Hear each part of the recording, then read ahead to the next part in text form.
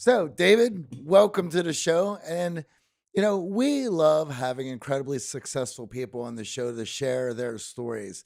We love that. And we know you come from humble beginnings like AJ and myself. So, now that you've made it, what do you think the biggest myth is about success? It stands right behind me, right? That money buys happiness. But I think worse than that, it's that money doesn't buy happiness. And what do I mean by that? I think there's this crux that there's two schools. It's like Republicans and Democrats. There's no middleware. I'm the middle of the road money guy because I believe money doesn't buy happiness or love, but money is the number one priority in my life in this world because it allows me to shop. And where people don't put their focus is I've learned to shop for the right thing. So, for example, when I was young, like you guys, I lived in a world of not enough. I was a victim. Why me? Why me? Why can't I have that? And money drove me. It was going to buy, it was the driver. And then I made millions of dollars and money became a world of just for me. I was buying things I didn't need, different things I didn't need to impress people I didn't even like. And then this world of abundance with money that I live in now is really simple. If I shop for the right things, community centers in Africa, if I shop for scholarships for kids to go to school, to support the mental health initiatives that I'm supporting right now, junior achievement, all the things I believe in, money's super important. I can impact the world with $10 billion, dollars, a lot more than my terrific mom impacted the world as a second grade teacher who raised six kids on her own. I appreciate that. I love that. But I want to have a huge impact of empowering over a billion people. And I need a ton of money to do that.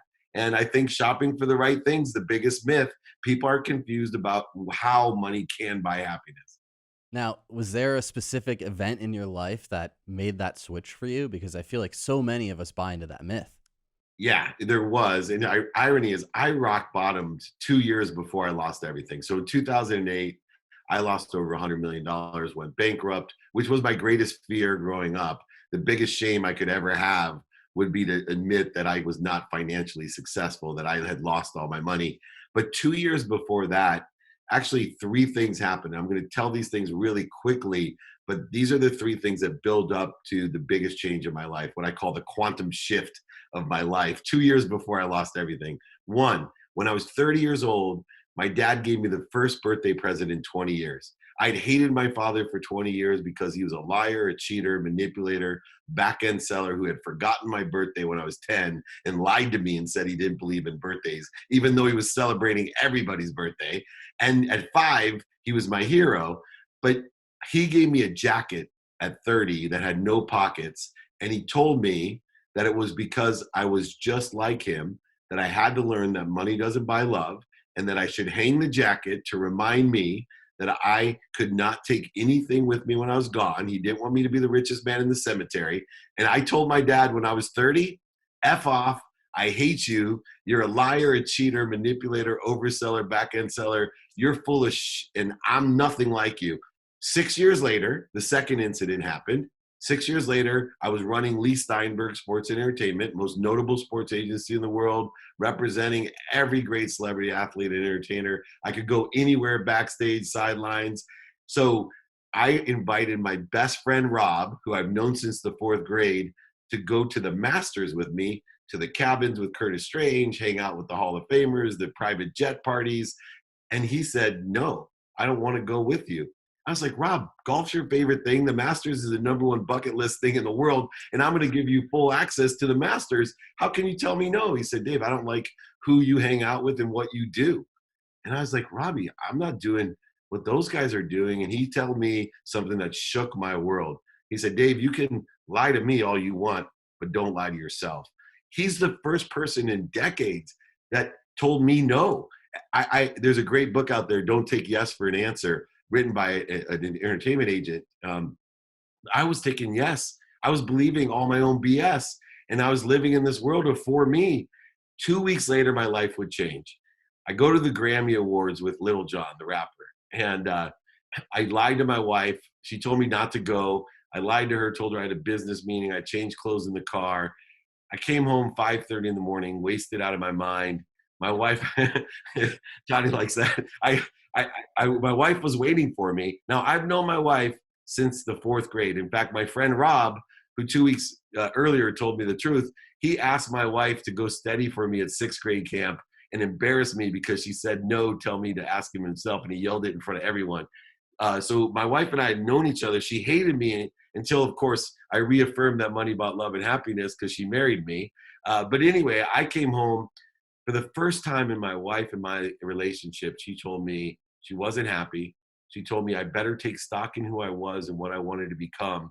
And she told me she was leaving me because if I didn't take stock in who I was, she felt I was going to die, that I had not been paying attention to my children, her, or my business, and that she didn't want to sit around and watch the disaster coming.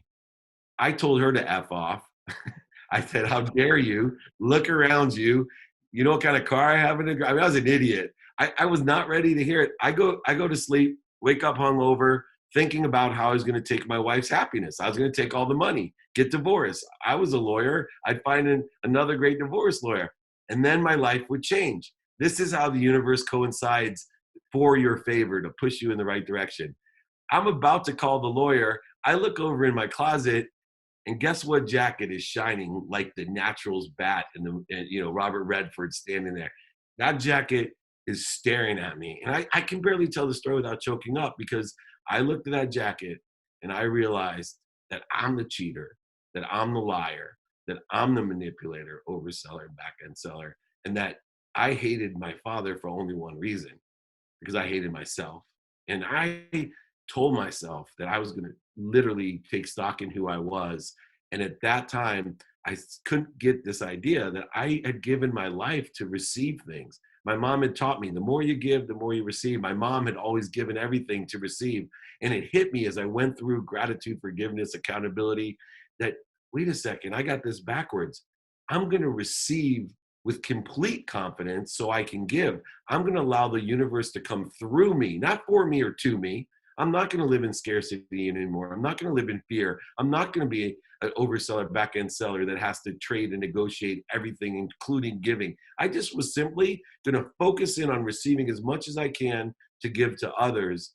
And that changed my life. And I've been on a 15-year journey to do so. I've been doing free trainings on Fridays for over 20 years, but now specifically to empower people into abundance. In other words, to empower others to be happy and to empower others to be happy as well. David, so with that, number one, the book you're referring to is written by Steve Hers. He was on our show and he is fantastic. And I loved the book and the interview. Um, so uh, just to note that, but also, Thank you. um, there was so you're mentioning about how you got caught up in this in the money train. You're looking for the things that are going to buy you everything that you feel that you're going to need in order to be happy. Do you remember any point with such a disdain for your father and what you felt he represented, how you fell in that trap? Is there any sort of breadcrumbs that you can remember that started leading you in that direction? Yeah, first as a child, I was jealous of everyone that had money. And two, I was very happy as a child. My mom was amazing. And she was sad when we didn't have enough money. She would cry when the car would break down, or she was worried about how she was going to spend her kids to college and graduate school so the fetus could fully be developed. It was an extraordinary thing, but I just wanted to buy my mom a house and a car. And then what happened was I made $1 million 9 months out of law school, and everything I did after that just kept reaffirming that money buys love and happiness, including, I married my dream girl who hated me in junior high school and high school. And all of a sudden, this girl all of a sudden is in love with me. And she hated me for all those years. And everything I touched, everyone, I talked about money. They talked about my money. They talked about my cars. And if I wasn't happy, I would just buy more things. If I wasn't happy, I buy different things.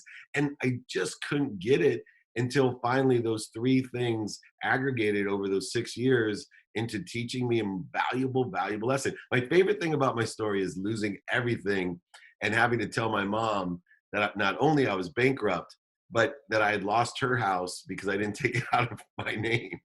And the only reason I ever wanted to be rich was to buy her a house, and I had to stand at her door, and in my mind thinking I'm going to crush her, like, Elizabeth, I'm coming, she would die. And she didn't even blink when I told her that she had to move and I had lost everything. All she said was, honey, are you okay? I love you so much. Do you need any money to borrow?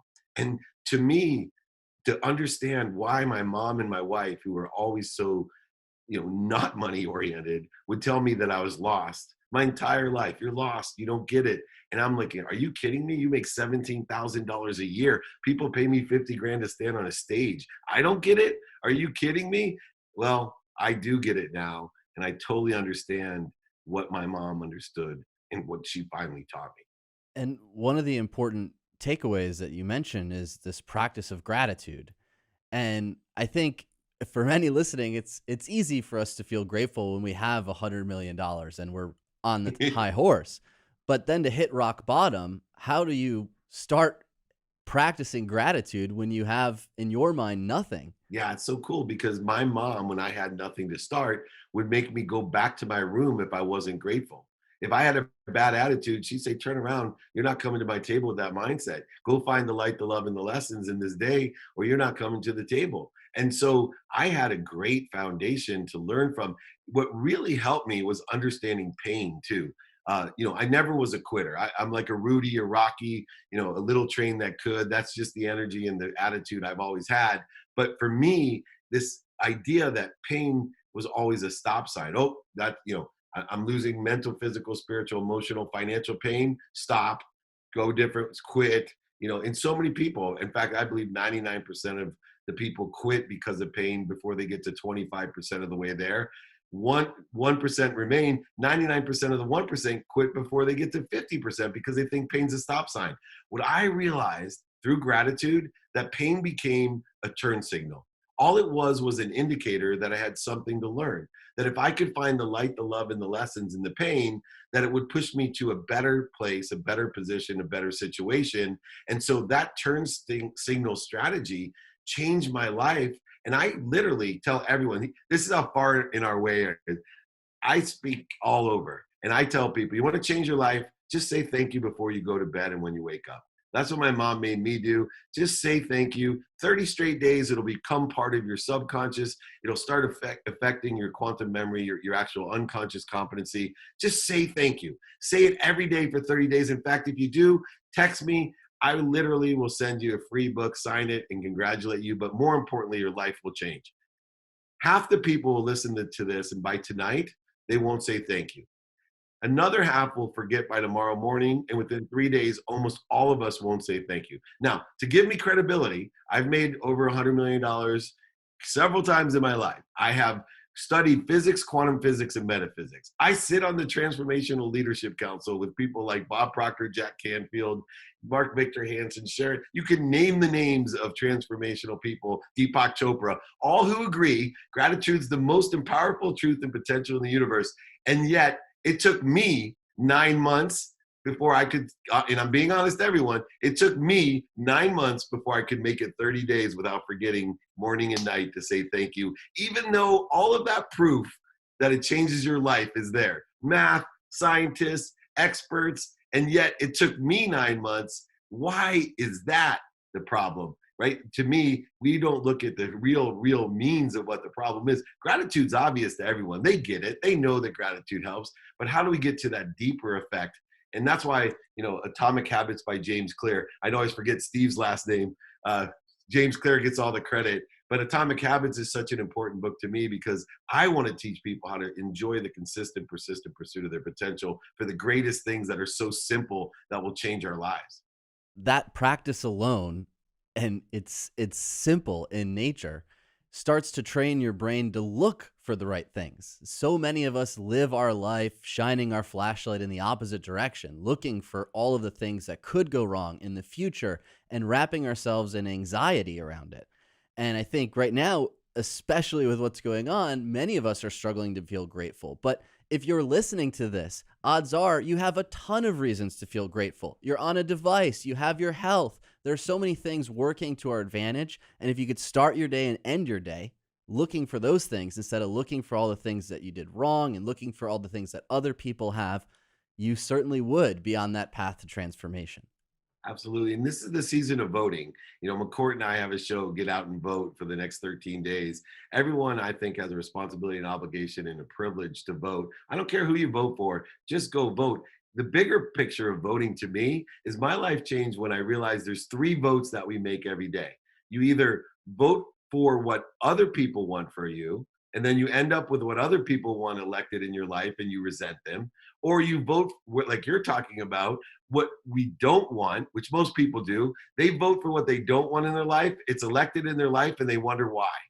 Or you can use gratitude to find the light, the love, and the lessons, and you vote for what you want in your life, and it will be elected in your life. It's that simple. And gratitude and forgiveness are two of the mechanisms combined with accountability that allows you to say, what did I do to attract this to my life, and what am I supposed to learn with it? If you put those three things into practice, gratitude, forgiveness, and accountability, you will not only be motivated to get up, get back up, get started, get restarted, but you'll live inspired, in spirit, connected to the greatest source of light, love, and lessons through you, and connected to everyone else. A tree has no branches. Too many branches are fighting with each other right now. They're going to kill the tree. That visual is so powerful. I think everyone can resonate with that exact concept. And so many in our audience find themselves frustrated with toxic people, negative people in their life, and they want the high value people. They want the people who are positive. Well, you have to bring that gratitude to the table. That becomes the light that attracts those positive people into your light by.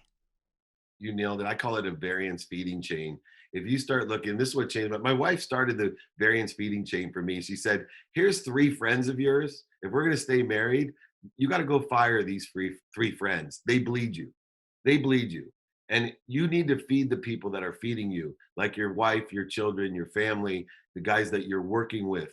You're in the wrong track. So I created this variance feeding chain where it's okay, to a variance, who's feeding me so I can feed them? Then if you're not feeding me, to a variance, how close am I going to let you be with me? And then on the bleeding side, all the way to the fact that I'll let you fall away. Some people that bleed me, I just let them fall away. Other people, like these three friends, I had to call, and I simply, people ask me, how the hell do you fire a friend? I called them and said, hey, this isn't about you. And one of my friends was from elementary school. This isn't about you. This is about me. I don't like myself when I'm with you. And unfortunately, I'm not going to be allowed. I'm not going to allow myself to be with you because I don't like myself when I am. Please, this is about me, not you. I really appreciate your friendship over all these years, but I can't be around you. And that was the last I've ever talked to those three people. That's certainly quite a shift. And especially to hear something like that from your wife and then to take it in, to be honest with yourself and to say, wow, she's right. And then to put that in action. Was there a process in which that allowed that you worked through to get to that resolution? Or was it something that just snapped immediately that you got and resonated with? Great question, Johnny. A lot of people don't ask that, right? I think it took about 9 years to implement totally, right? But it did. Yeah. I think it's important for people because they don't understand compound interest. But I made my decision to do it. I think if you looked at somebody that was an addict and they said, I'm not going to drink or I'm not going to smoke, and they have slips, and I've been around this for a long time. I had many slips along the way. It took me about 9 years before I stopped having slips into scarcity, into fear. And I had 5 daily practices that have evolved from it that, I spent, my slips are now minutes and moments. They're not years, months, weeks, and days. And, I think it's important, whatever your objectives are. Mine was to be kind and to be abundant. That was my objective, to be kind and abundant. And I had slips where I was an asshole, where I was scarce, where I made mistakes. And I have evolved over 15 years now to spend that in literally minutes and moments. But I use 5 daily practices that have helped me evolve to that point. That 9 years, that is a process that you have to get in tune with and learn. And I think for a lot of people, especially entrepreneurs and people who are looking at go down the success track, they don't realize the lessons that compound that slowly turned your way of thinking. And if you're open to those lessons and being able to see them stack up to let you know, oh, I should start steering this direction. And for you to be able to admit that took 9 years, that's 9 years of lessons, 9 years of stuff compounding uh, to lead me into that direction. I I find that very noble. Well, we can definitely become addicted to those negative thoughts because they keep us in our comfort zone. So you mentioned substance addiction, and it's hard to beat substances, but we can become just as addicted to those negative thoughts that allow us to feel safe, that allow us to stay in that comfort zone. And unfortunately, there are going to be slips. The problem is people look on social media, they read from all of those transformational people that you hang out with and listen to, and they think their life is easy. They don't have any of these slips. They don't have any of these difficulties, right? They just see the duck swimming on top of the water. They don't see the paddling underneath. And that's the important part of the story, that this is a journey, and we got to keep working on ourselves because it's easy to fall into old habits, old ways. AJ, you're nailing it, right? That's why it's learning and teaching people to enjoy the consistent, persistent pursuit of their own potential that they're voting for. But I think it's interesting because I'm blessed to have come from, the celebrity athlete and entertainer field, running Lee Steinberg with the sports agency, because I can teach one lesson with credibility that a lot of people, and it helps them. When I tell them that the one thing I learned from being that CEO position of that sports agency was that no matter the billionaires, the millionaires, athletes, celebrities, entertainers, Hall of Famers, it didn't matter. What I learned was their life sucks just as much as mine. Right. And you're talking about those legs swimming underneath. They have a different kind of suck, but there's almost an exact percentage of suck that everybody life has. The only difference is the truly purposeful, passionate, for me, successful people are the ones who can literally find the light, the love, and the lessons in the suck. They can learn to love to take out the trash. They can learn to love to go to a baseball practice for 15 straight years and be away from their families and have everybody steal their privacy and whatever other suck may exist from being the Hall of Fame baseball players that I knew. Their life sucks. So why not learn to enjoy the consistent, persistent pursuit of your own potential and learn how to love the suck in your life? It will help you in every measure. I believe that's the Albert Camus' point in Sisyphus is to imagine him smiling as he has this curse of pushing this rock up the hill, but yet has found some way every day that he's pushing that rock up the hill to enjoy himself, to see some progress, to do it a little bit better. And if you can imagine him smiling, then you can look at your own life and find those opportunities to feel good, to smile, to give, to make each day of pushing that rock up the hill eventful and profitable and a lesson for you. You and I read the same books, and Camus, Myth of Sisyphus is one of my favorite. I talk about by finding that light, love, and lessons, instead of having the boulder roll to the bottom of the hill every morning, it actually allows you to plateau and grow. And through meditation in the morning, I'm able to even find a higher frequency to plateau and grow off of as a baseline so that I don't have to necessarily allow the boulder to roll to the bottom of the hill. And I actually even take it a step further now because of Camus and created a unwinding strategy. I tell everyone my tomorrow starts today at 9 p.m. because I've learned that if all three of us want to go for an 8-hour jog together, the first thing you say is, well, how are we going to warm up? Nobody understands that unwinding is warming up for sleep. And unless you have an unwinding routine, that you're doing yourself a disservice and you're actually boating into Camus' philosophy that we are all stuck pushing a boulder to the top of the hill every day just to have it roll down to the bottom.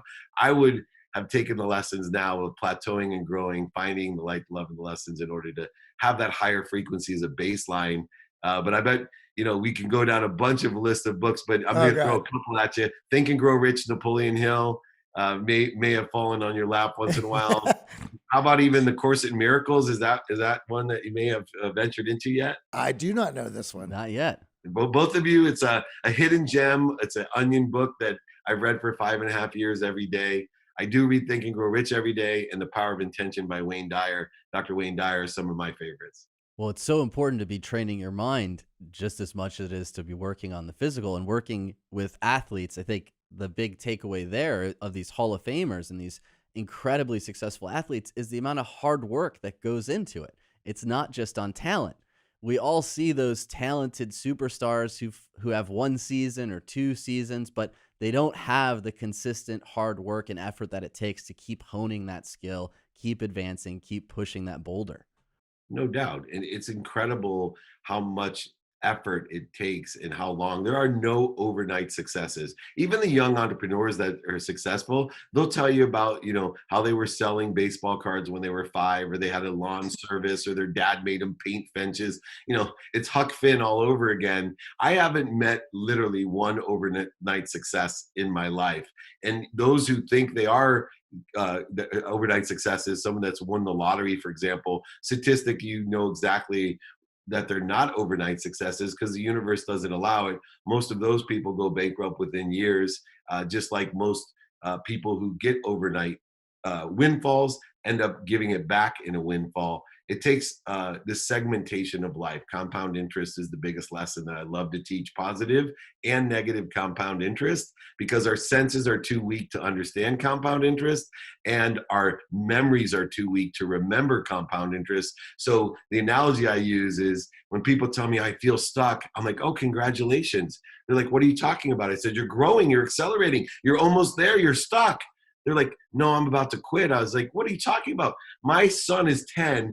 During COVID, I bought him a pair of shoes. Within 3 weeks, he was stuck in his shoes. He's like, Dad, I can't get out of these.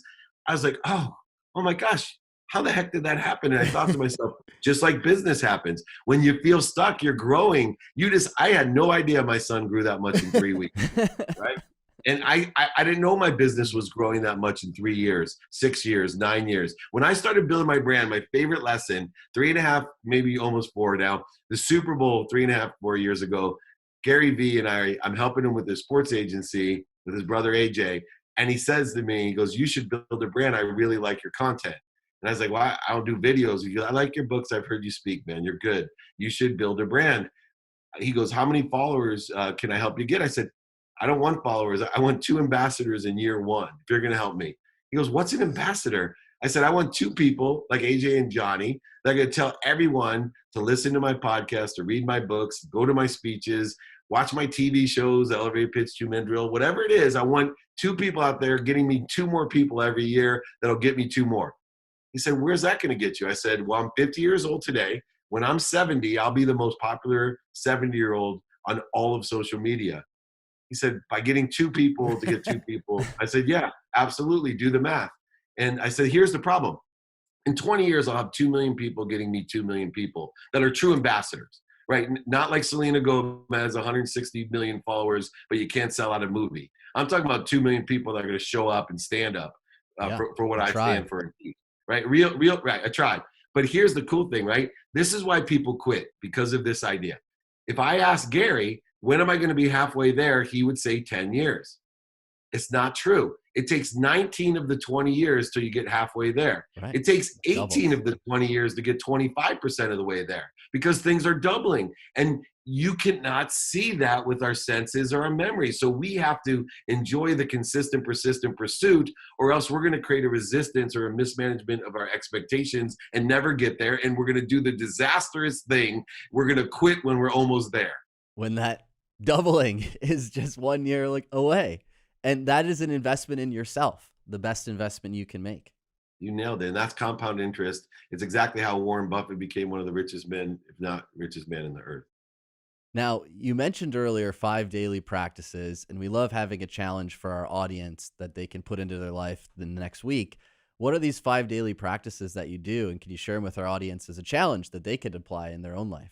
The biggest challenge of the 5 daily practices are daily, just like the thank Right. you. So please remember, the real practice is to do something daily. But if you're able to do these daily, it'll change your life. Number 1, take inventory of your values. You have personal values, non-negotiable values, experiential values, which I think are always funny because people don't think of their experiential values. And this is why when you go out with your friends, you're like, what do you want to do? They're like, I don't know. What do you want to eat? I don't know. if you're in a family situation, you need to take inventory of your experiential values. Your giving values are how you can provide value, and the receiving values. If you take inventory of your values every day and know your why will come out and be quite prevalent in your life. And two, you'll be able to make decisions quicker because you know your values for the day. Finally, don't be afraid of being a hypocrite. Your values are going to change. You don't want to tell people that you were right in the past. You want to tell people, I've learned from the past. I've made mistakes. The dummy tax has been paid. Come join me so you don't have to pay the dummy tax. The easiest way to get somewhere is to find someone that's already there and ask them for directions. So you are being able to use that value as directions. Two, ask.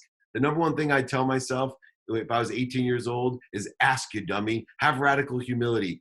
Ask, ask, ask. Not only how you can be of value or service to others, but more importantly than how you can help, ask people, do you know anyone that can help me? Stop thinking everyone is a gatekeeper. They're all sponsors and power sponsors. When we talk about thinking about what we want, the minute my world changed was I looked at everyone around me and said, oh, they're here to help me. They're a sponsor. Do you know anyone that can help me? Or they could help me and they know people as power sponsor. Change my life. Three, be a student. Now this one, if somebody would have told me 20 years ago or 30 years ago, I'd be preaching being a student, I would have said, shoot me in the head. But here's what student means to me. Pay attention, focus in on what you want, and give it your intention. Attention plus intention, what you think, say, do, and believe, and even know your unconscious competencies, personality traits, characteristics, obsessions, and addictions that allow for compound interest. Attention plus intention equals the coincidences in our lives. I've created a mathematical equation for luck. Attention plus intention equals coincidence. Study what you have planned, study what you don't have planned, study your sleep. Fourth, daily practice, my favorite one. I hate statistics. The only statistic I know to be true is 99% of all statistics are made up. That one I know to be true. I owned a golf course. I lost the golf course. But one statistic I learned about a golf course is 100% of all short putts don't go in. Still true. Now, here's the best one. 100% of the things you do now get done. And the difference between successful people and other people is they get shit done. So do things now. Ask yourself, according to your values that you're taking inventory of, can I do it now? And if you can do it now, do it. You'll save twice as much time and be statistically exponentially more successful. If you can't do it now, put it into your calendar to study tomorrow and prioritize it then. Then finally, the biggest practice of my life, the one that set me forth on the 9-year venture to minutes and moments, it's practice ending fear. And there's 4 steps to practice ending fear. Number 1, identify what you're afraid of. There's primary fears that Freud talks about. There's 4 of them. There's also secondary fears. Here's a little list of mine that I've learned over 15 years. A need to be right, a need to be offended, a need to be separate, a need to be inferior, a need to be superior, a need to be anxious, frustrated, angry, guilty. All of these are needs of the ego that I've wasted millions and millions of dollars, hours and hours, days and weeks and months of time, all getting in my own way, creating interference, voids, and shortages to what I already had. As an instant between limitlessness and infinity, I already had everything, and I used that fear to get away from it. Now, the first step is to identify. When you identify that you're in fear, you're on fire. When you're on fire, you got to be a ferocious Buddha. You got to stop, drop, and roll. Why do I say ferocious Buddha? If anyone's ever been mad or in an argument or guilty or resentful, how hard is it to stop? How hard is it to stop accelerating in the wrong direction? The last argument I had with my wife, I'm sitting there in my own head saying things going, oh my God, you didn't just say that. Stop. Shut the F up. Stop. Stop. It took me so long because she had my adrenaline flying. I was accelerating into fear because she pissed me off and I was hungry to add to it. If you can stop, then drop like a Buddha, breathe through the nose, past your eyes, out through your mouth, breathe 6 deep breaths. If it puts you into center or neutrality, now you're ready to roll in the right direction. If you're on fire, you stop, drop, and roll. Be a ferocious Buddha. Identify when you're afraid. Stop, drop, and roll. These 5 daily practices, if you can do them daily, I promise will give you the compound interest of making more money, helping more people, and having more fun with your life. And some more happiness to go along with it. You got it. Thank you so much for sharing. We love asking one last question of our guests, and identifying a mindset that unlocks success for you. We call it your X factor. I know you touched on it a little bit earlier, but what do you define as your X factor? It's kindness. And I ask myself one simple question: be kind to your future self and do good deeds. If you're full of anxiety, fear, anger, frustration, if you're even suicidal, literally go out and do something, do a good deed, be kind. Be kind over being right, be kind over being fast, be kind over being angry. If you make kindness your magic superpower, it's incredible how the universe responds with an abundant source that is full of everything for everyone. Kindness is the lens in which I live my life by. Kindness, kindness, kindness. Be kind to your future self, do good deeds. That point is so key. The kindness doesn't just extend to others, it extends to ourself in the form of self-compassion. Thank you for joining us and sharing these lessons with us. Thank you, David. You guys are incredible. Thank you so much.